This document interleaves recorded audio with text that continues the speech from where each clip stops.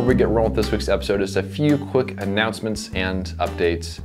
A few videos back, my wife gave me a challenge that if I could do 50 push-ups in a row, she'd buy me a DJI Mavic drone for the video journals. And I'm making progress, kind of slowly, but I'm making progress. I'm up to about 40 push-ups, which is pretty good. That's up from about 25, which is where I started. But I gotta tell you, number 40 is really, really a struggle. So I'm still working on it, and I think I'm making good direction there, but I think I've also plateaued just a little bit in the meantime. And there's another component to that as well, which is I gotta be able to do 15 pull-ups. And I haven't even really practiced very much, but my first time out, I did about half that. So I think I'm probably going in a good direction for that as well. Another thing too, it is mid-July as I'm recording this video right now. And the bad news is that it's not October yet. And October is my favorite month. I love October because late October is when I go to Zion, starts getting a little cooler, a little change in weather. And that's also when my next photography trip is gonna be. My wife and I are gonna actually head up to view the eclipse in late August. But it's not gonna be a photography trip. I probably won't have any videos from that. I'm gonna bring my 8x10. I don't know if I'm gonna take any pictures, but from driving all the way up there, I might as well take the camera. And I certainly wouldn't use it for shooting the eclipse, but we're gonna spend a little time up in Yellowstone and then drive down for the eclipse. But all this being said, my next photo trip is gonna be in October, late October. So it's gonna be a long time until I have some more of the in the field video journals. And so there'll be a little bit of a drought here for a little while. So I hope you guys can kind of hang with me for these sort of talking head style videos. But since I got the new camera, the Arca Swiss, I'll do some videos on that. If you guys have any other suggestions on things you'd like to see videos on, topics, stuff along those lines in the time between now and October, I'd love to hear it in the comments down below. I definitely appreciate any input on that.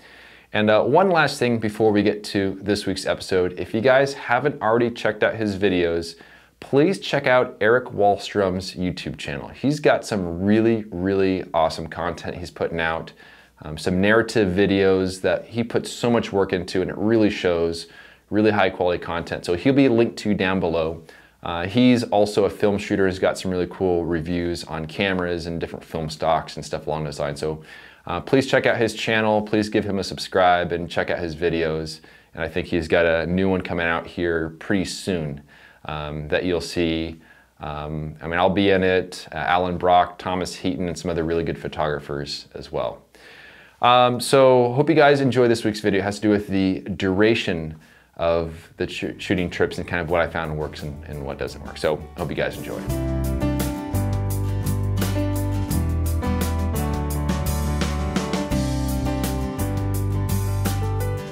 What is going on, everyone? So in this week's video, I want to talk about the duration of the trips that I go on, how much time I spend in the field and kind of the reasons for that.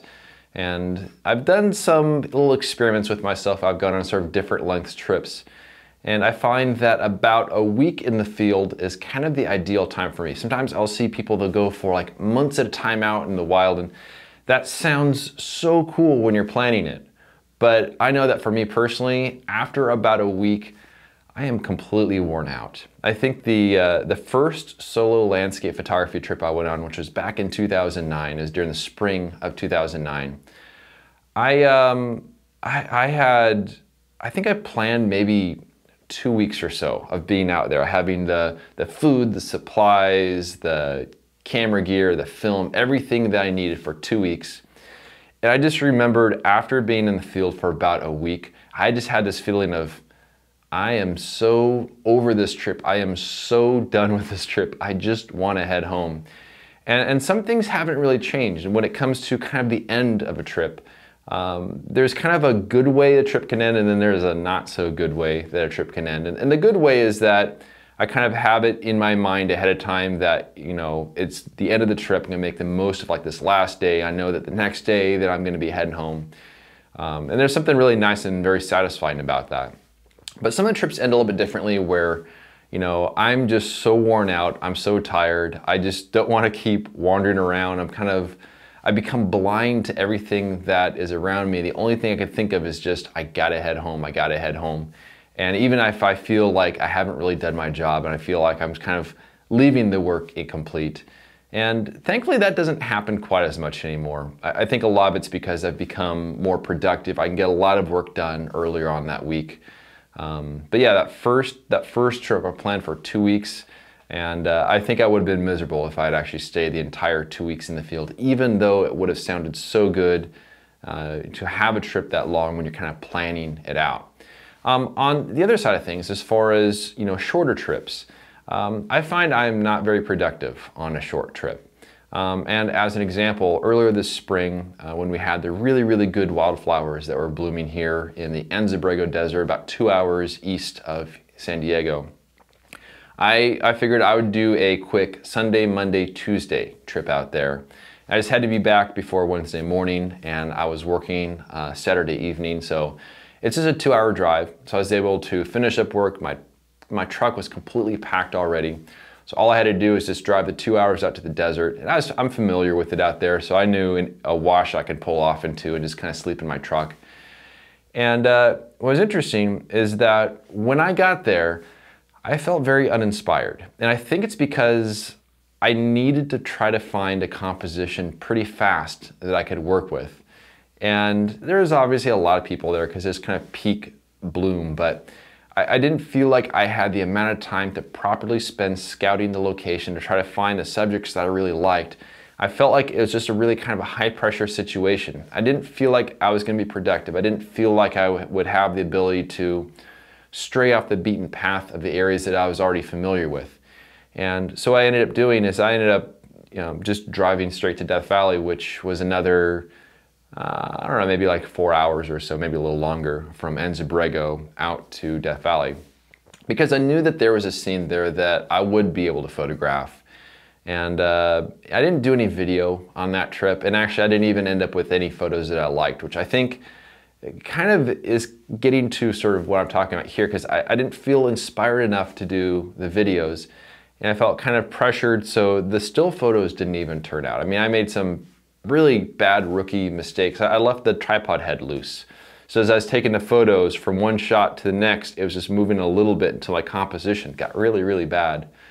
So, and I think some of that also has to do with the fact that when I do go on my trips that are a week-long trip, the first day or two of that trip, my mind just is not in the right place. I mean, it's great to be just dropped into really impressive, beautiful surroundings, but it takes a little while for my brain to kind of catch up and say, hey, I'm here to work. I'm here to find some photos. I need to spend a lot of time sort of scouting around. And so I mention all of this because if you guys have gone on some photography trips, so let's say it was kind of a long weekend trip, and maybe you had a hard time with it. Maybe that is just a matter of the fact that you just need more time to spend at a location. When I think it was back in 2007, my wife and I did a trip kind of all through sort of southern Utah, northern Arizona. That's when we went to Zion National Park, and that's the first time I'd been there since I was a kid. And it was kind of an exploratory trip to sort of get a feel for the lay of the land. And that was good to kind of see things, but also on a trip like that, you don't really have a lot of great opportunities. But if you guys really want to get more involved in landscape photography, if you really want to have that feeling that you're actually producing something of value and you're getting to know that location, I would recommend spending a decent amount of time in a single location. So for me, that magic number is about a week. If I spend a week at a location, I can usually spend all the time I need kind of scouting around, finding the subjects, and also you have a variety of different conditions as far as weather. You might have some cloudy days, some sunny days, some rain, some snow. I mean, who knows what you're going to have. But here, at least on the West Coast, these storm cycles are about a week. So if I go for a trip during the winter time, if it's like a week-long trip, chances are there might be a little rain, a little bit of snow, but also some clearing storm, some kind of times before the storm hits. So for me, that's sort of the magical window of 1 week is where I am the most productive. Anything longer than that gets to be pretty grueling, I gotta say. Anything shorter than that, I just don't really feel like I'm even getting to know the place long enough to sort of find some of those subjects that I really like. So Hopefully this was helpful. Spend a little bit more time at a location because that is one of the key things when it comes to landscape photography. But I hope you guys enjoyed this and we'll see you around next week.